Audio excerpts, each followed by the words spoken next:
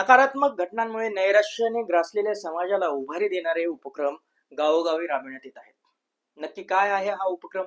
कुठल्या गावात दिली जाते प्लास्टिकच्या बदल्यात साखर? जाणून घेऊयात यामागची इनसाइड स्टोरी. नमस्कार, मी सुरेश. इनसाइड स्टोरीवर आपलं स्वागत आहे.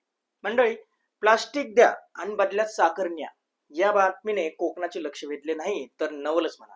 नाशिक जिल्ह्यातील सिन्नर तालुक्यातील मंत्र्याला झालेल्या शिक्षेचे प्रकरण राज्यभर गाजत असतानाच त्याच तालुक्यातील भोकणी या गावाची ही गोष्ट सगळंच काही बिघडलेलं नाही हा विश्वास दृगोच्चार करणारी आहे.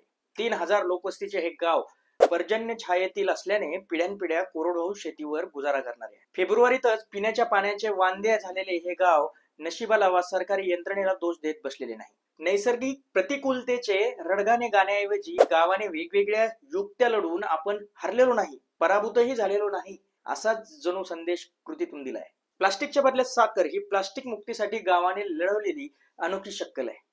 माझी वसुंधरा या सरकारी योजनेत गेल्या वर्षी गावाला 50 लाख रुपयांचा पुरस्कार मिळाल्यानंतर पर्यावरण संरक्षणाच्या कामाने गावाच्या स्थित्यंतराला जणू नवी चालच मिळाली. प्लास्टिक मुक्तीचे धोरण काटेकोरपणे पाळण्यासाठी प्लास्टिक कचऱ्याची विल्हेवाट व त्याच्या पुनर्वसनाचा प्रयत्न केला.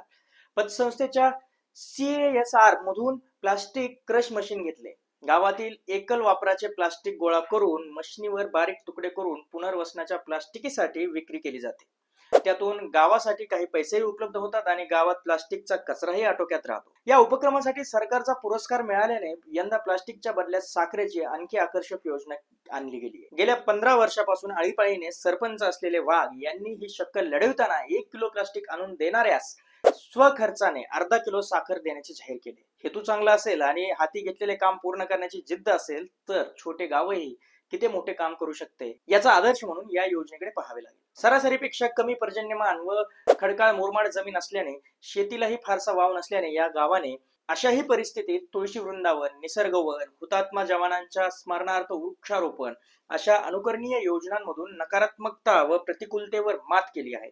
अशाच प्रकारे प्रसिद्धीचा कोणताही सोच न बाळगता व मोठेपणाचे कोणतेही बिगुल न वाजवता क्रिएटिव्ह कुटीर या संस्थेच्या आर्किटेक्ट शीतल सोनावणे यांनी नाशिकमध्ये कचरा गोळा करण्याचा उपक्रम सुरू केला आहे. त्यांना अनेक लोक येऊन मिळत आहेत.